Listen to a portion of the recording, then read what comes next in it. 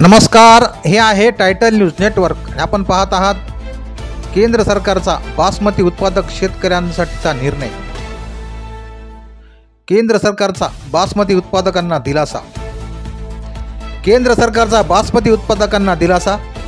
बासमतीवरील किमान निर्यात शुल्क रद्द। धान पिकवणाऱ्या शेतकऱ्यांना फायदा। धान उत्पादक शेतकऱ्यांच्या हिताचा निर्णय। महायुती सरकार शेतकऱ्यांचे सरकार।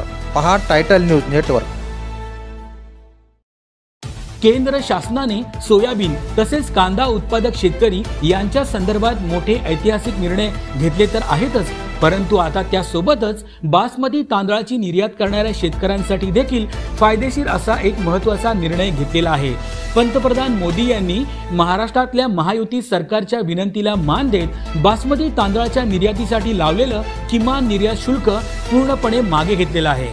त्यामुळे बासमती धान पिकवणाऱ्या शेतकऱ्यांना देखील याचा फायदा होणार आहे।